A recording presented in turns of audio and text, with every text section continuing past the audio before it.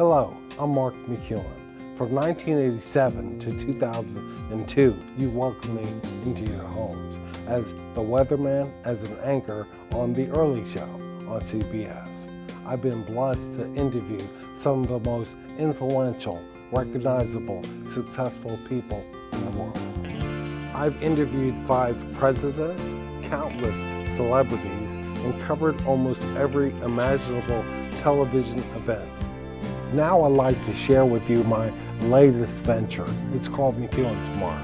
It's where I sit down and talk with the country's most successful business people and community leaders to find out their passion and why they do what they do. Today, it's my pleasure to talk with the founder of the largest dermatology practice in America, Dr. Matt Leavitt, from Advanced Dermatology and Cosmetic Surgery.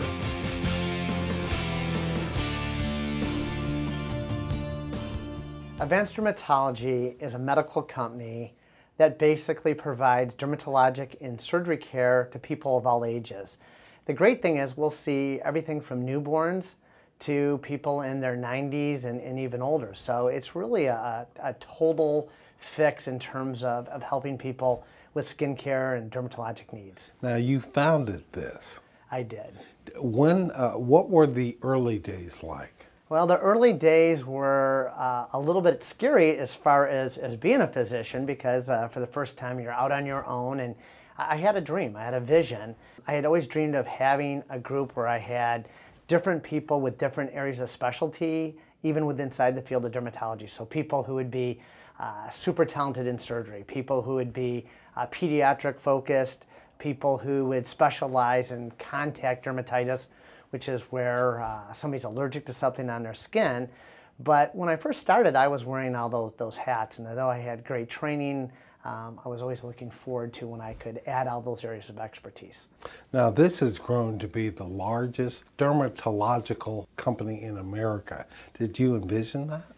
I always dreamed that we would have a very large and successful practice, but never at any point did I have the focus that we were going to be the largest. So it's something that really we built one kind of block at a time, one patient at a time, and it's been about patients. And the great thing is when your sole focus is about taking care of people, then they inspire you to continue to add pieces of that practice, and physicians in different areas give you the opportunity to come into their areas, and that's really how it's built. Let's say I walk in the front door. What happens? When you walk in the front door, our goal is to greet you and make you feel welcome. So from the standpoint of making you feel welcome, when you go into most medical practices, lots of times it might seem a little like a mill where people, it's too hectic, too crazy. We want to take some of that away from you and really give you that one-on-one personal experience. So it's a team approach. So you have a doctor or nurse practitioner or a physician assistant that's actually going to make a diagnosis, but there's lots of other people there kind of holding your hand, asking you questions, and we try to fill in some of those time periods where people would normally sit in an office, a medical office where they really aren't getting a lot of attention. In our practice, hopefully somebody's in that room and answering your questions about things that they feel confident in answering. When patients come here, you treat them very, very well. Talk about that. Well, that's a great point, Mark. From the standpoint of when people think of medicine and they think of large, sometimes that might be a little bit intimidating because it seems not personal. But the reality is that we're really focused on just that patient who's in front of us, not even the patients that are going to be coming in next week or the week after. You're treating that person in front of you. And the beauty of medicine is that when that is your sole focus and you're really concentrating on that, then everything else starts to get a lot easier. And kind of really my rule of thumb that I built the practice on, and I'm very lucky. I've been a mother that I think is the greatest person in the world. But I said, treat everybody like your mother. And if you treat everybody like your mother, it's a great place to start. The field of dermatology deals with a lot of skin diseases and a lot of treatments. I asked Dr. Leavitt about the evolving treatment for something that is very common, acne. The wonderful thing in medicine, of course, is if you're passionate, as we are, about medicine, is that it's an evolving sort of dynamic situation. So there's always new things that are being discovered, whether it's a treatment or some sort of device that we can use to treat something better. And acne, certainly acne's been around since the beginning of time, but yet the quality of products continues to improve. What we learn in terms of combinations of how we use things has improved. The other thing is that we certainly understand with something like acne just how important when you look in the mirror, what you see really is a big impact on the rest of your life. That's socially, it can be professionally. So we're very sensitive to that. So in addition, and this is something that's really important to understand, in addition to just writing prescriptions, we use medical estheticians. And the key and why medical estheticians are so critical is they can speed up that whole process where instead of maybe taking 2 to 3 weeks to start to improve with medicines, when you see a medical esthetician, they may be able to turn that down to just a couple days. I want to talk about what you see when you look into a mirror. We'll get to that, but you pioneered hair transplants. Yeah, I'm still passionate about all things hair. You know, I had hair loss when I was in college, and I became known as the hat guy. And I became known as the hat guy because as I started to get embarrassed about it, I, of course, started putting on hats. And I started looking for a solution. And to be honest, the hair transplants back in those days were the big old doll hair plugs. And of course, that wasn't a good solution. Looking at hair pieces, they were pretty obvious. And I mean, who in their 20s or 30s really is that excited about wearing a hairpiece? Some people have to, but if you don't, you want a better alternative. And that's really how I started to get involved with the field. I was fortunate enough to be able to train with many, many people. And from that, I took things from each one of them, and we were able to develop techniques that we use today that create something like my hair, where you would never in a million years believe that I actually had hair surgery. Let's back to that mirror thing. When a guy comes in, and the hat guy, and he goes out with hair, what does that do for him? Well, first of all, you know, one of the misconceptions is a hair transplant's growing so slowly that when we do the surgery, it really takes about 3 months to start growing because it's your hair cells that are growing. And then they grow at only about 1/4 to 1/2 an inch a month. So we can take somebody who had very severe hair loss, and interestingly enough, people around him will never know that he had his hair transplanted, or she, because we do obviously a lot of females here too, but they'll never know that because it grows in so slowly that it takes kind of about 8 months to a year to get that result.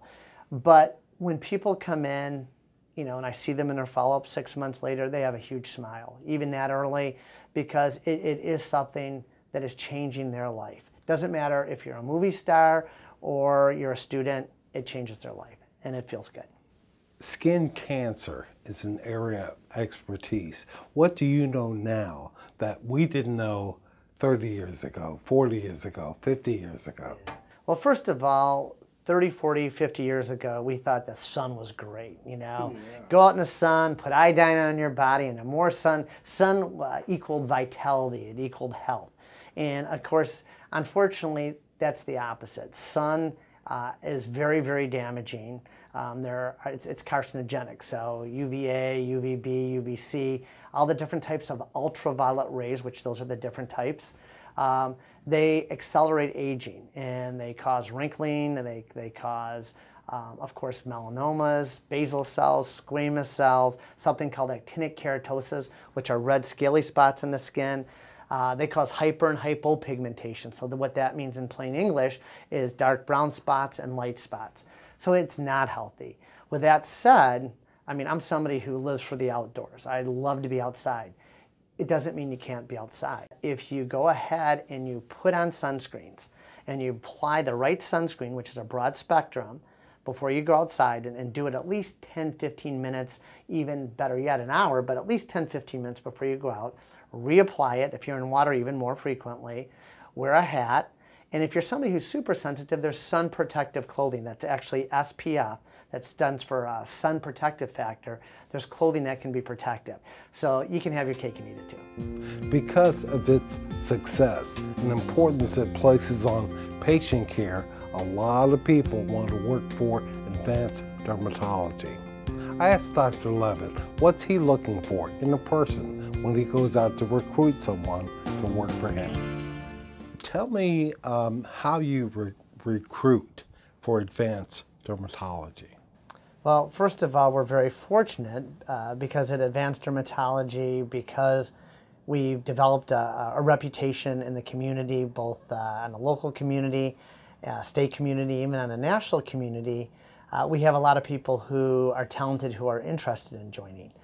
But besides the pedigree or the CV of a person, really it's about how they communicate with each other and with the patient. So I want an environment in our offices where there's genuine warmth, and of course you can't fake that, right? So it's very important that they may not be best friends, but that they treat each other well. And then I also, of course, want people who are very good communicators with patients, because they can be brilliant, they can have the right diagnosis, the right treatment, but if they don't communicate it properly, then we're still failing the patient.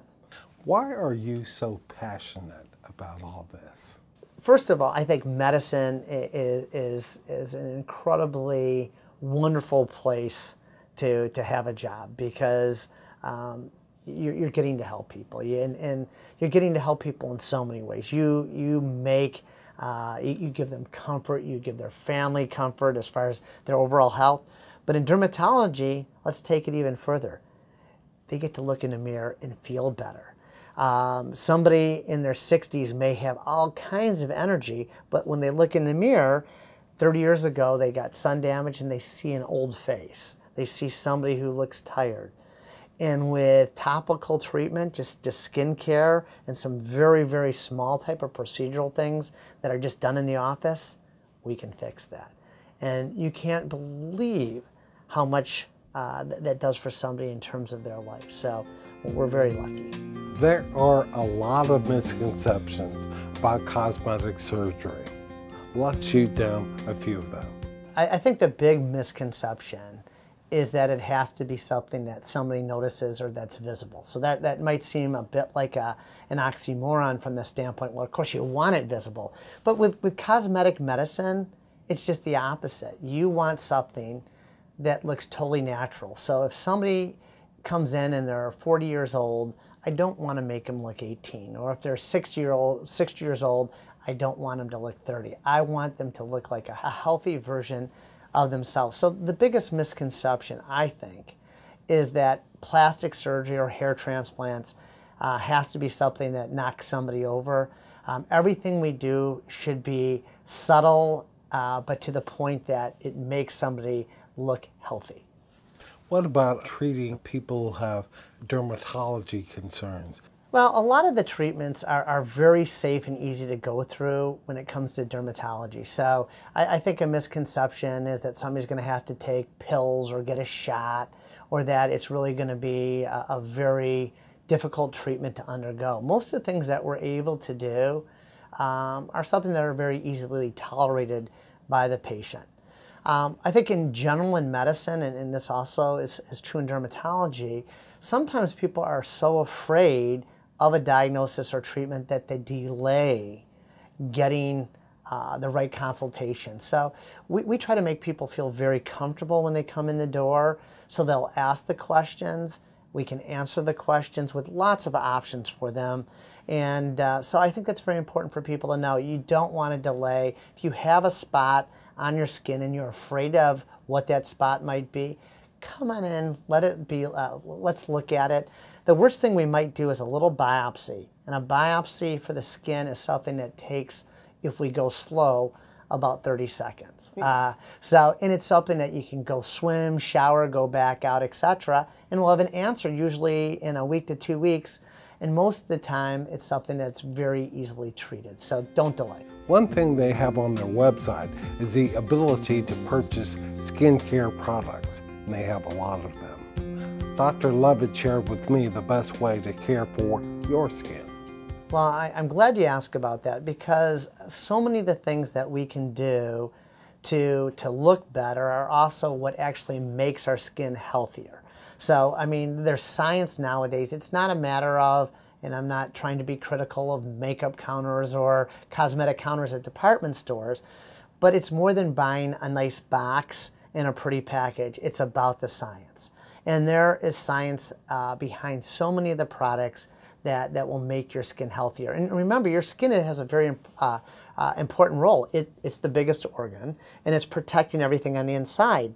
So if the skin is damaged, that makes us a lot more susceptible to viruses, bacterial infections, fungal infections, etc. So nowadays, with the technology that we have in skincare, we can have very specific treatments. If you have too much pigment, called hyperpigmentation, we can even that out. If you have areas where you don't have enough pigment, we can bring pigment back. If you have too much redness, we can get rid of that redness. If the skin is dry or uncomfortable, we add moisture. So we have a very customized approach at Advanced Dermatology. We are skincare professionals. We're not somebody that's just sitting behind a counter that's going to hand you a pretty box.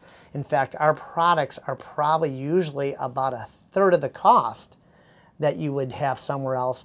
Plus, you know, if it's not working for you, unlike maybe some other places, we also would fully refund a patient, because we want them to be on a product that actually achieves its purpose. So those are all huge advantages. That customized approach, but is key. We have to examine your skin and get you on what's right for you. Putting patients first is one of the many reasons for the success of advanced dermatology and cosmetic surgery. The passion Dr. Leavitt has for what he does is easy to see, but I wanted to take him out of the office, out of his comfort zone, to find out about him, about his personal life. Where were you born? I was born in Grand Rapids, Michigan. Tell me about growing up as a kid. I came from an incredibly close family. So just a wonderful mom and dad, and I had a brother a year older and one a year younger. I was that problem middle child. Me too. But it was a very conservative Midwestern city, very conservative values, stressed education.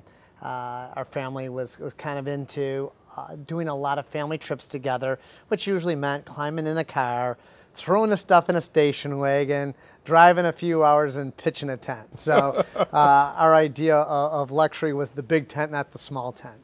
But close family. What were you like in school? I was the kid who got in trouble all the time for not paying attention. So this was in grade school and in junior high, but I was very small for my age. So I think when I was a freshman in high school, I weighed 78 pounds. So just a little tiny, tiny guy, but lots and lots of energy. You know, enjoyed everything, but definitely got in lots of trouble for not paying attention, and the teacher would be calling my name, and maybe the 5th time she called it, I'm like, oh, you know, but I never get the answer right because I didn't hear the question. Did you play sports? I love sports. Every sport imaginable. Fell in love. So I played baseball, football, basketball. But being as small as I was, eventually that led me into wrestling. Because when you're small, you get to wrestle somebody also small.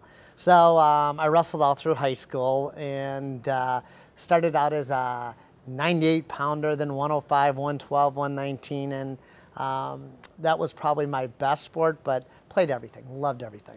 You wrestled? Yeah, I was actually a 2-time state champ. You were? Yeah, the guy who was probably one of the top 2 or 3 all-time collegiate wrestlers, a guy named Andre Metzger, 4-time NCAA champ, you know, undefeated. The Russian Olympics, he was going to be the star, and I knocked him off. Only person ever to beat I beat him twice. I loved wrestling. It was such an individual sport as far as you against your opponent, and you couldn't run and hide. And but I liked the sport. I mean, I actually liked the contact, but it was controlled. and something that I had a lot of passion. It helped me a lot in the rest of my life. The discipline I learned from that sport was, I think, something that really came in handy in later parts. I know you're modest. 2-time state champion? Yeah, that's great. Did pretty darn well. So it was that was a long time ago. But still, it's a good a thing to have in your trophy case. Yes. So you were also an Eagle Scout. Yeah, I really, scouting was a big part of my childhood too. And because I had a brother a year older and a year younger, we all got into scouts together. And, you know, originally I thought it was just going to be really cool about camping and being outdoors. But we were blessed with some great leadership in our scout troop. And they got us so involved in the community. And one of the things that really, I think, in my later life kind of gave me that sense of community spirit started in scouts. But you learn a lot of different qualities and traits that you wouldn't learn anywhere else. I'll tell you a cool story, Bud. So my parents, when all of us got big time into scouting and were kind of going up the ranks, decided, wouldn't it be cool if my older brother, my younger brother, and I all became Eagle Scouts at the same Court of Honor?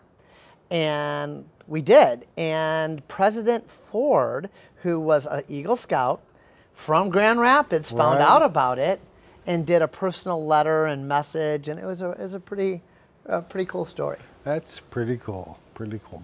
Who were your heroes growing up? For me, you know, definitely everything's been about family. So my mom and dad. My mom is somebody who had a significant disease when she was younger, something that most people would have heard of called sarcoid. And she had it very severe, and she's all of about 90 pounds soaking wet. And she raised 3 children while my dad was hard at work. And just the kindness and how sweet she was, even though it was a very stressful environment with the 3 of us. We're all very different. And my father is such a detail-oriented person, somebody who everything was about family, really made sure that we had our priorities set on straight, and would work his tail off just so we could climb into that station wagon and take those trips. So those were the people that I think shaped my life a lot. So you went off to college, Maize and Blue, Michigan. I love Michigan, and it was a perfect combination for me of academics, athletics, arts. It was a public school, so people came from all walks of life, and I did a lot of growing up when I was in college. In college, what did you study? I was a combination of business and medicine because I didn't know what I wanted to do for sure. And so originally an econ major, economics major. But as I went along, I spent a few of my summers in doctor's offices, and I fell in love with medicine and then put the pre-med on top of that. So, and then at Michigan, it was a liberal arts school, so you got to round yourself out a little bit. I liked a lot of the things in the psychology department, especially on the children's side. So I ran a child care center in college. Ah. Yeah, so when did you know in your heart the path you wanted to go down? I think really probably senior year of college is about when it started to crystallize. And even then, you know, I wasn't sure. I wanted to practice medicine, but had no idea what part of medicine I was going to be most passionate about. And so what I did is I started working in a lot of offices and going to the hospitals, and I tasted a little bit of each specialty. So it was neurosurgery, it was orthopedic surgery, it was ophthalmology. I fell in love with dermatology because you got to treat the family. You had little kids, you had older people, you had surgery, you had skin care. It just seemed to encompass everything. At the same time, one of the things that was important to me is I knew that I could have a nice family life because the emergencies in dermatology are not very often. How'd you meet your wife, Judy? Well, I got to be careful how I tell the story because she might actually just hear this. So, I was one of my close friends at University of Michigan is somebody who was pre-veterinarian, but in a lot of the same medical, you know, pre-med classes I was. And it was his birthday, and he said, you know, I have a party I'd like to go to for my birthday. One of the girls over there is pre-veterinarian like I am, and she lives with a bunch of girls, so let's go over there. So we went over there, and this girl happened to be now my wife, but she had a boyfriend. He told her that I was not worthy to go out with because she liked me and I liked her. She wasn't that close with the guy. And so we met there. She went away to veterinary school. They shared the same complex with a bunch of the other pre-vet kids from Michigan. And I went for an interview for medical school. And so, you know, this is like we hadn't dated yet. And he went and fell asleep early. We talked. The next day I went for my medical school interview. I came back and I had a Penn State sweatshirt, a Tennessee t-shirt that I was wearing the night before, and I was getting ready to leave. I couldn't find them. I asked my buddy where they were. She had them on and was laying out at some river by in Michigan State then. They had a little place by the river, and she had them on. So after that, we got to know each other a little bit better. As they say, the rest is history. And that's all I can tell you about the story, by the way. Tell me about your wedding day. Wedding day was absolutely beautiful, much like a day like it is when we're talking here. It was on a lake in Michigan, in the Detroit area, a suburb, and it was great. All my friends from college, her friends, family from everywhere. We were the first ones married in either one of our families in terms of siblings, and we just had a ball. I was a little nervous when I looked at those pictures. I mean, I think they might have had to drag me a little bit those first few feet till I got over my nerves, but we had a beautiful day. You have 3 beautiful, wonderful kids. Tell me about them. Yeah, three kids. My oldest is now 23, and she has a beautiful daughter, Lauren. Graduated from Emory recently, and she's going into medicine. Like her dad. Yeah, she loves taking care of people, so we're so blessed. The middle is a boy. His name's Adam, a senior at Michigan, so carrying on that Michigan tradition. Like his dad. And he's pre-med, so he just applied to medical school. And the youngest is a senior in high school here in Orlando, and she just committed to Harvard to play volleyball and for academics. So they're wonderful people. I mean, so you're blessed if your kids are smart or they have some talents, but what I think I can say most about my kids is that they have a lot of character, they're kind, they take care of people, they take care of their family, friends, so great people. I'll put you on the spot. What is the best thing to you about being a dad? The best thing about being a dad, gosh, I love it all. Every moment of every day, they're with me. They're a part of me, so everything I do, I feel them there. And it gives me such a great sense of comfort and purpose. So that's selfish, I know, but the saying you complete me, I mean, I guess unless you have children, and I know you do, you don't totally get that, but they do. They every day make me feel very good about what I'm doing. You know, all the areas, the different parts of life are pretty special. I think when the kids are little, it's one stage, and then you get to the next stage. But right now, it's a really cool stage, and that I'm loving because they're best friends also. So I get to, they're teaching me all the time, let me tell you that.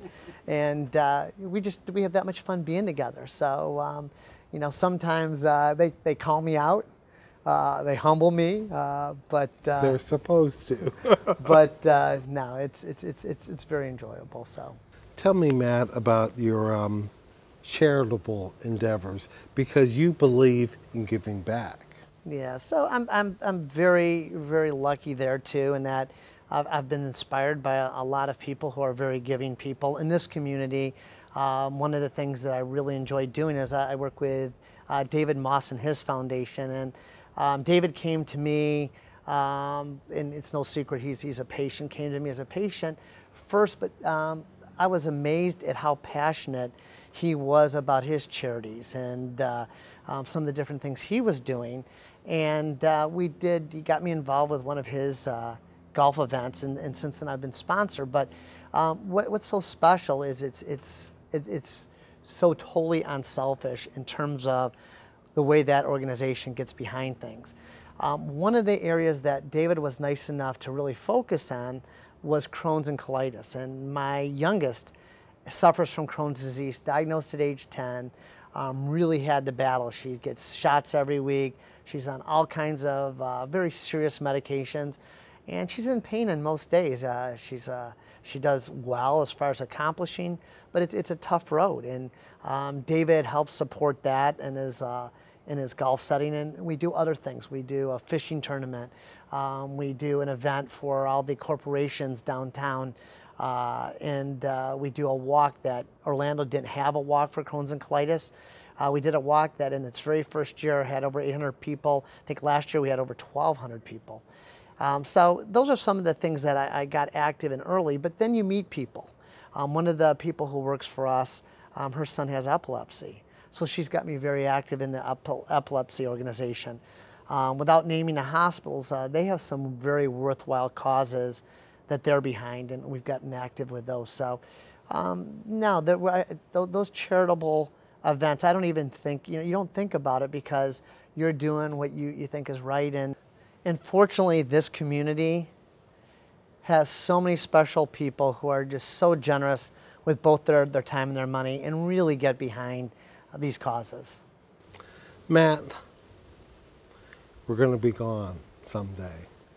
When you're gone, what do you want people to look back and say about you? I was a good person, did it the right way, never ever did bad by people, and that I did my part to try to make it a better place. And if they said that, along with, I got to throw in, good husband and good father, I would be very happy. I hope you enjoyed my talk with Dr. Matt Leavitt. That's it for McEwen's Mark. Stay tuned for future episodes, and hey, thanks for watching.